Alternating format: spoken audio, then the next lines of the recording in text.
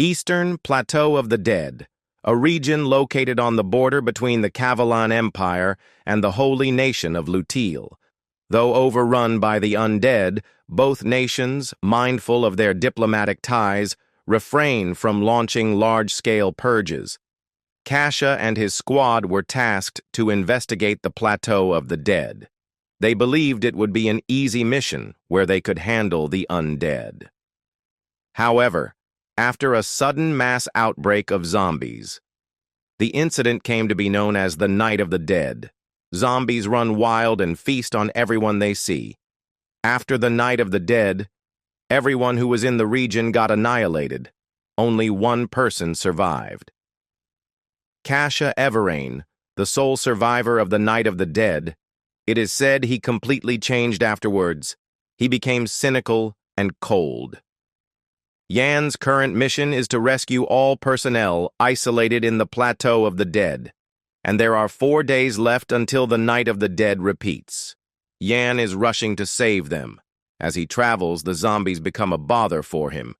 Even in broad sunlight, the number of zombies is uncountable. Yan wonders why there is a sudden rescue mission.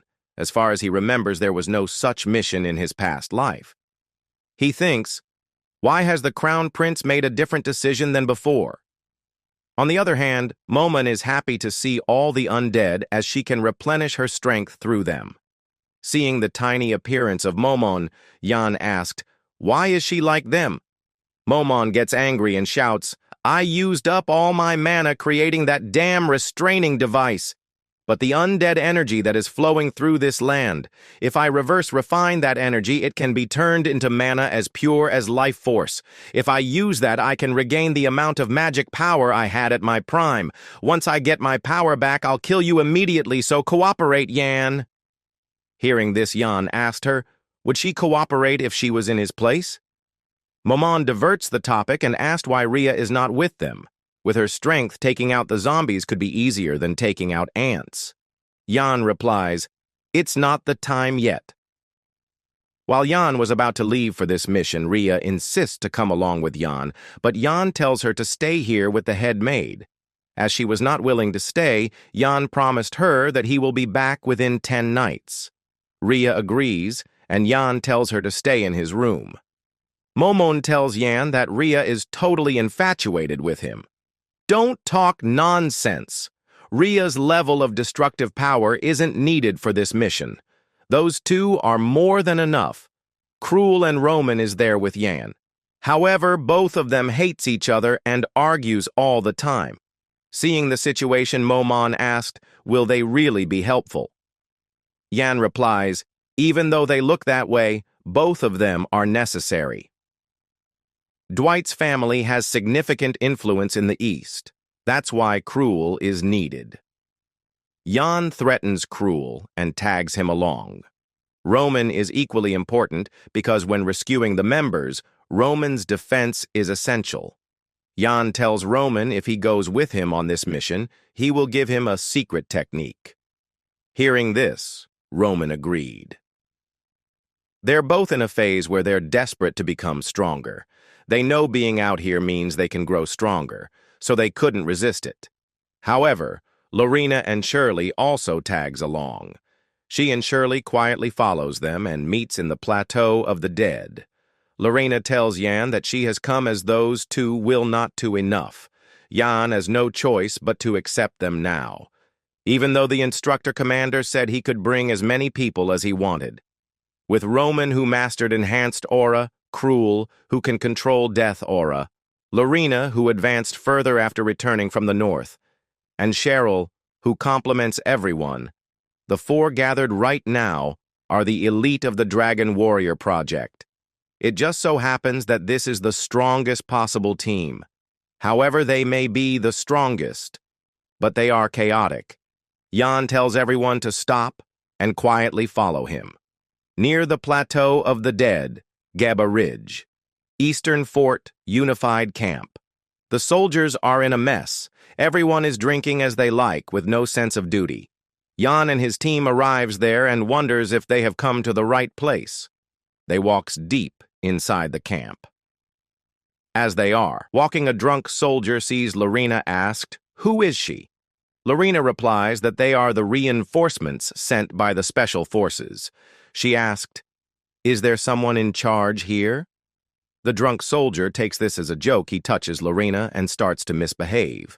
Before Lorena kills him, Jan moves and brusts the jewels of the soldier.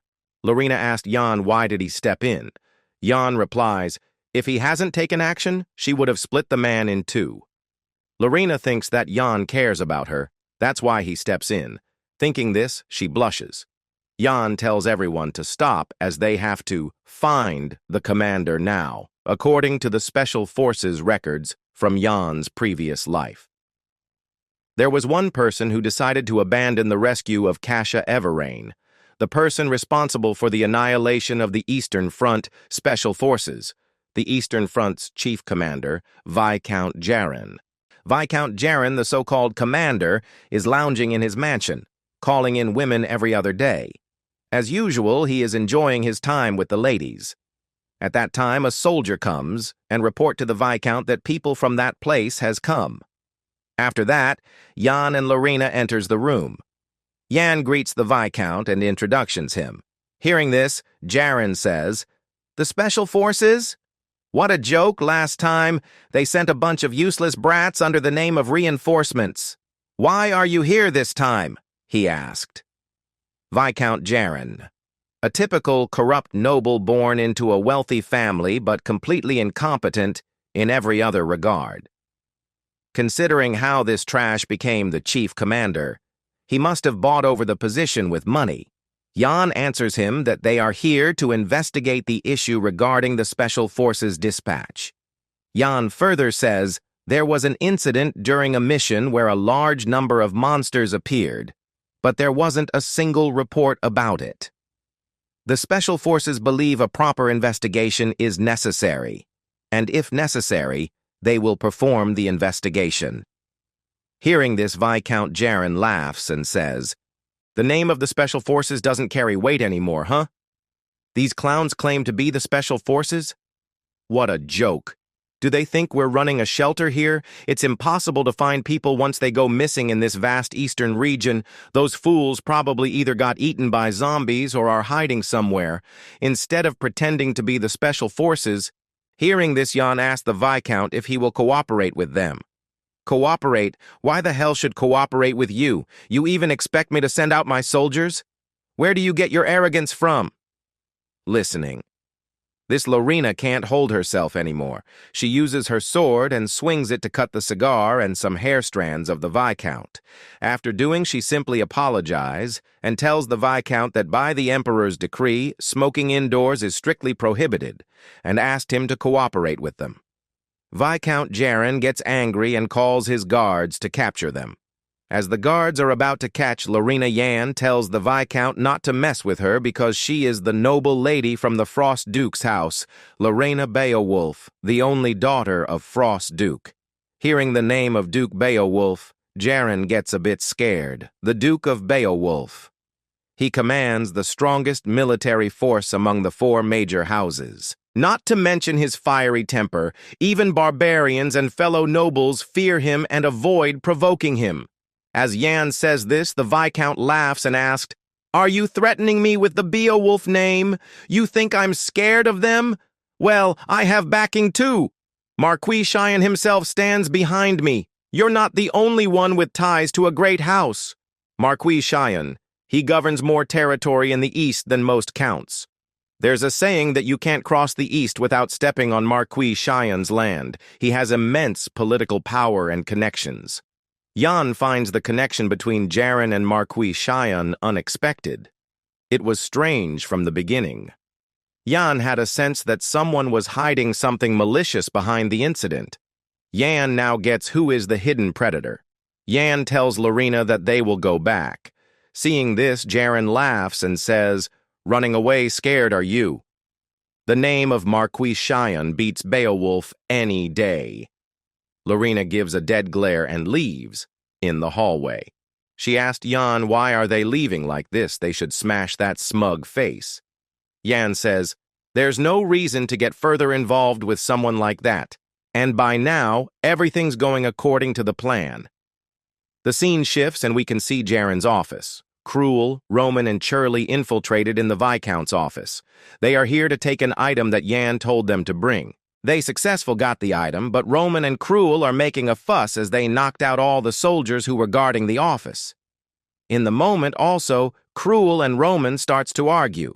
Shirley stops them saying that she will complain to Yan that they are fighting. On the other side, at the abandoned fortress plateau of the dead, a horde of zombies is roaming around the castle gate. The soldiers of Special Forex are tired and are about to lost hope. They only have a little bit of rations left.